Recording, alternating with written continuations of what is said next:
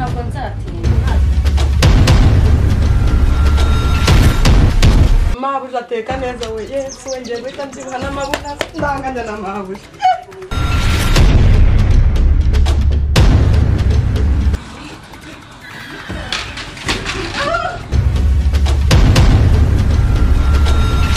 Kumva nimero yawe nta kibazo ndaza kuvugisha sibyo? Sawa.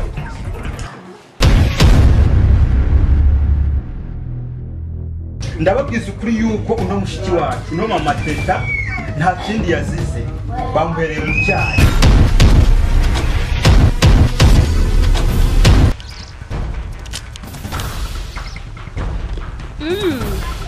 Ngani kiryoshye. Iki kijumbo kiraryoshye. Yego.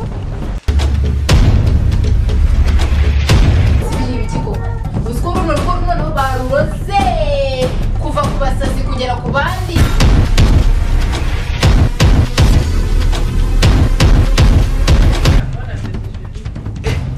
Izina rya Yesu. Peteroli.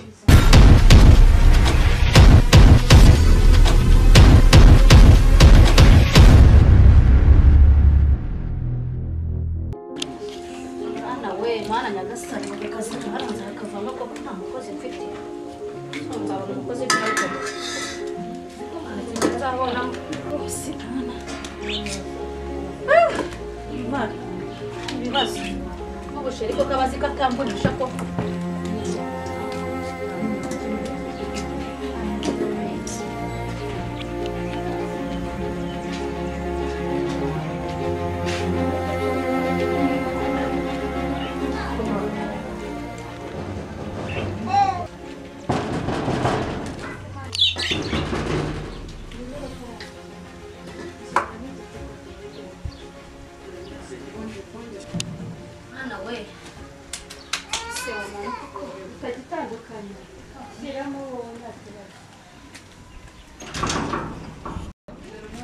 Mama Cyusa yewe muraho neza mumeze mute ni karibu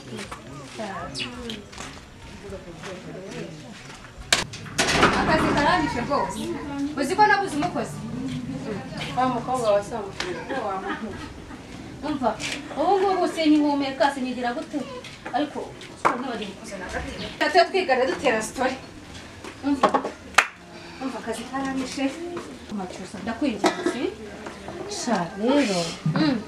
Hari ahantu nizeye umukozi. Hari ahantu muzi kabisa kandi nizeye. Uti hari ahantu nizeye umukozi. Kandi n'umwana mwiza. Oya rwose binjiremo. Ndakwenda bigukorera. Ndabikugiramo pe. Ndabona akazi kakwishe. Ikorere ndahangayitse. Ubwo rero kangende. Ndeba ko namugushakira. Oya nukuri wabugire neza Mana ntuzanatinda kumuza. Oya ntabwo nzatinda. Ngeze kusubiza mu byejo cyane ejo bundi. Uzamamagara. Nta kibazo neza kureba ukuntu umeze. Reka ngende. Nzagaruka ejo. Kamugeze imbere. Urakoze. Ewe sha wamugire neza kahumeka Mana. Akazi ko mu rugo karakora. Ndabizi. Nukuri. Gaho wirirwe kandi urakoze uzabanguke. Sawa nzakubwira. Nukuri pe. None shibuwe. Aneka vuba umugabo asanga bitashe.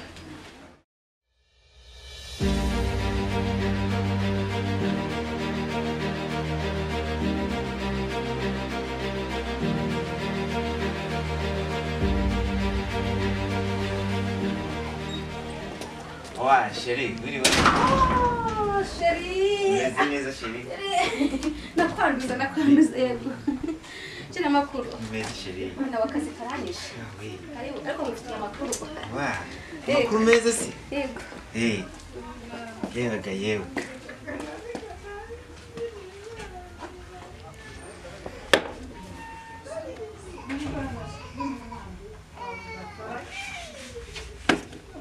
Sheri ariko mwiriwe neza.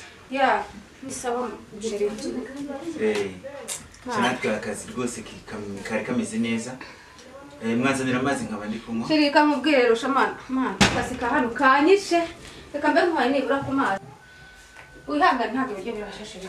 Subiza akazi ka hano kuno kameze. birumvikana kandi uryoherwe pe. urakoze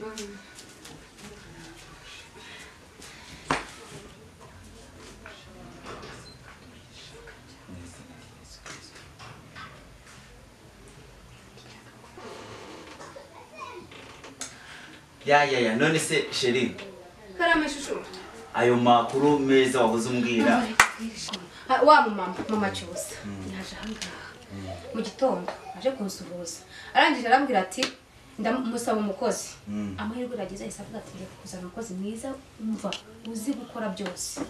Mbona ntago ndahisha ntago wihangana ariko nze gusaba imbabazi pe sibyo. kabisa birumvikana. Ubwo yarambwira ati ejo azamunzanira umukozi mwiza cyane. Je si byiza rata. Je ni byiza cyane. Ntago ubuperezida sheri cyo kiri cyawe.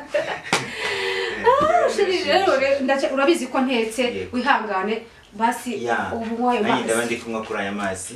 Nta kibazo n'ukuri. Reka ngire vuba vuba basi.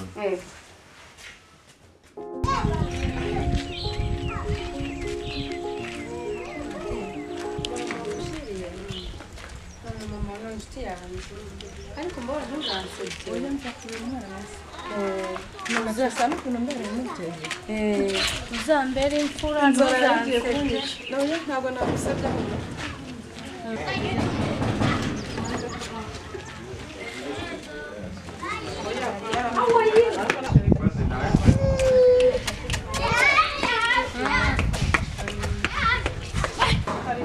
Wow, mama Justa.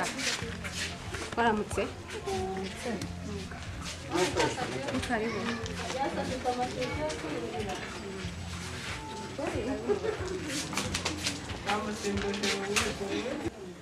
Ako mwana ufite umwana mwiza. Ako se ko mbona ari. Nego stage. Bore akantu keza. Ntabwo njya nica gahunda. Awe. Niyemeje ikintu mba nacyemeye. Oya icara ku ntebe. Bamwita nde? Beata. Beata, amakuru. Hano no kwisanga. Reka tukwakire.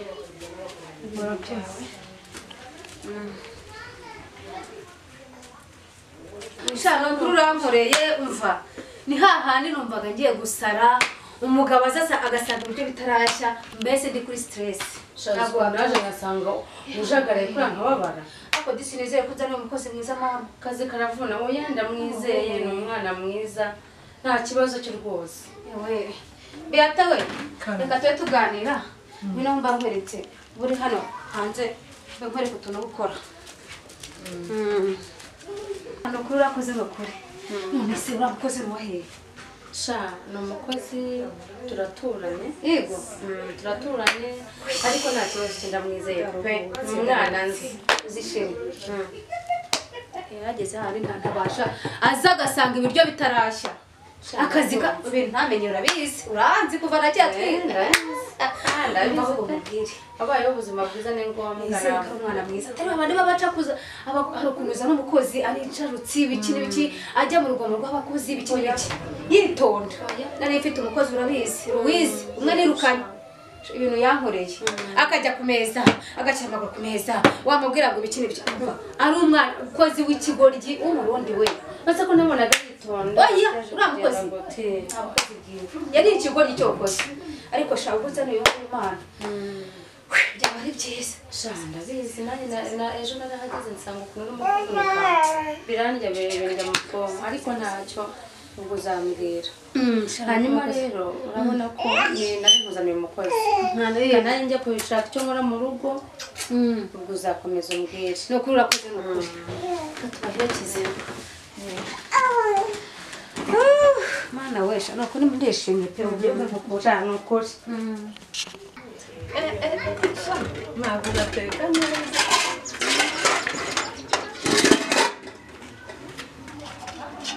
Iwacu ntabwo twajyaga turya ibiryo bikaranze gutya. Mabuja ateka neza we Yesu we ngiye guhita mbyibuha n'amabuno ndanganya na mabuja.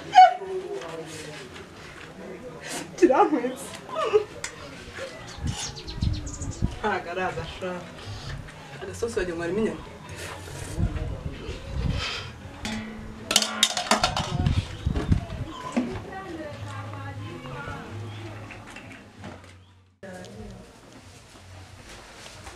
Betty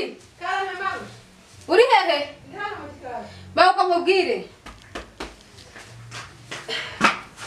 umva rero nkubwire umva ndagiye hari umuturanyi hano hepfo ugiye kureba sibyo ubwo uba utunganya uba ugira neza umugabo wanjye ugiye kuza ugire vuba vuba fanyaraka sibyo nyamuneka ugire vuba kantegure vuba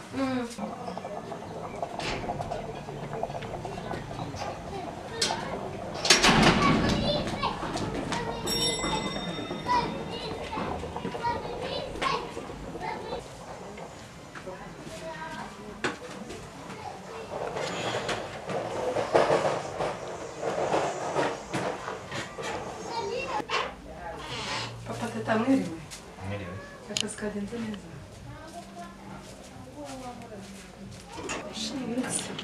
Zanzara tsi Maria Roza yampaye buriya siri gukorera.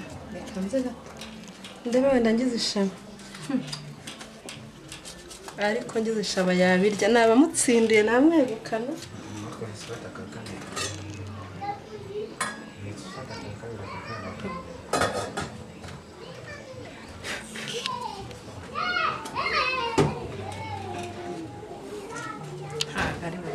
Byagenze sha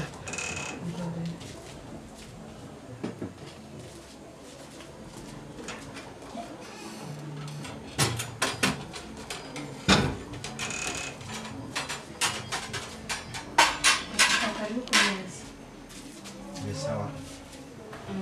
Ila mkaskawe. Muryoherwa. Sawa. Ya. Kazi nako kaba kantwaye. Kasengere rino funguro ubundi nige nsubire mu kazi. Mwami Imana turagushimye. Tuzi neza ko ari ugena ibyo kurya bitunga umuntu uko bukeye nuko bwishe. None Mwami Imana turagushimye kubwira ifunguro. Reka iri funguro uryeze. Tuzi neza ko riva mu butaka bwanduye ariko ryeze mu izina rya Yesu. Uriho umugisha abatari bonye ukomeje kubihanganisha kuko nzi neza ko uri Imana inkunda. Oh, mu izina rya Yesu.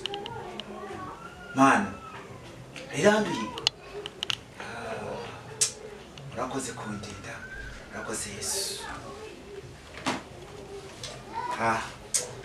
Funguro umwuka yarambwiye ko ryambye reka ndireke risubire mu kazi.